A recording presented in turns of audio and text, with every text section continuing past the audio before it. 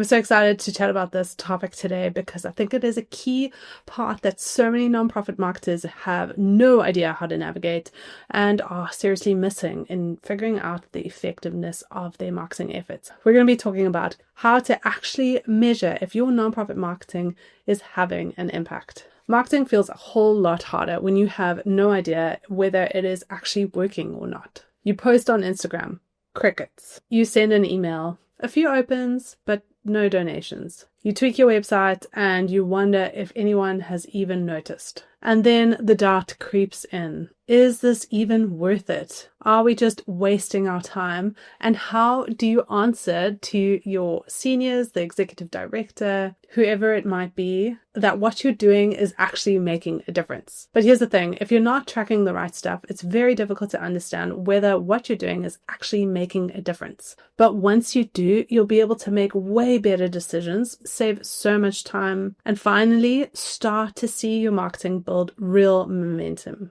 Today, we're talking about how you can measure whether your nonprofit marketing is actually working without getting lost in spreadsheets or feel like you need a PhD in analytics. Hey, I'm Kelly and welcome back to the Nonprofit Marketing Club. I share real world, no fluff digital marketing strategies that you can use to grow your cause, increase your impact, and connect with your supporters. Why measuring matters. Here's the deal. Hope is not a marketing strategy. At least it shouldn't be the foundation of your marketing strategy. It's great to test content, to put things out there that you aren't sure are going to work. But your primary marketing strategy needs to be built on actual real hard data. You need real data to guide your decisions. Data like what's connecting, what is falling flat, where should we be putting more energy next month? We've got a big giving campaign coming up. What worked with our previous campaigns and what didn't? What actually drove donations from our social media and what didn't?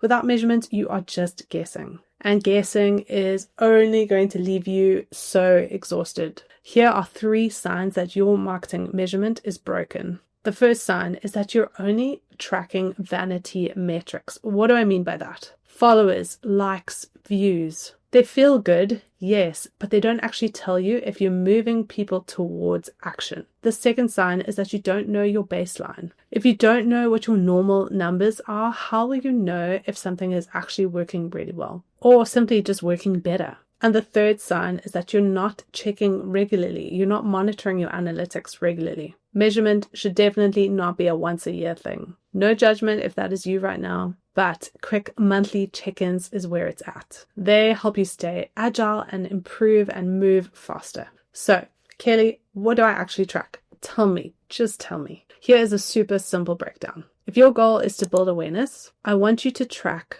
website traffic, social reach, and your email list growth. If you are trying to build connection, for example, then I want you to track your email open rates, engagement like comments and DMs, or story replies. If you are trying to drive action, such as donations or signups for something specifically, then I want you to be tracking conversion rates. What that could look like is the number of donations you've received on your website, landing page signups. Do you have many chat automations that send a link to your donate page? That's it. Those are the 3 main categories: awareness, connection, and action. You don't need to be tracking a million different metrics. You just need the right ones based on what you are trying to achieve. What is your marketing goal? Here is your game plan of how you're going to start tracking your metrics today.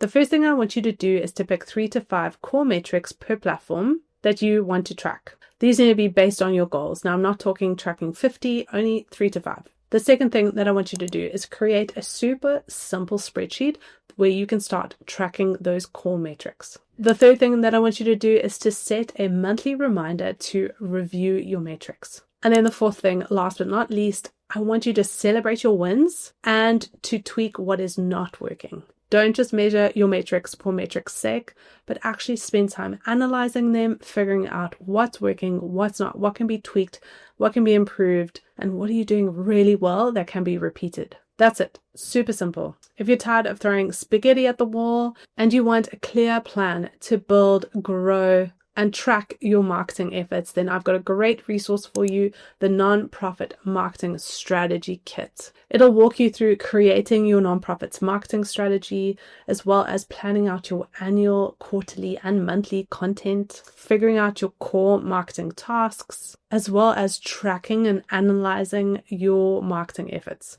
Plus, there's a guide that can help you clarify your nonprofit's core message so you can tell better stories and make greater impact and drive your community to take action. If that sounds like a resource for you, then click on the link in the description. It's a resource, honestly, I wish I had when I was starting out with nonprofit marketing. All right, friend, that is it for today.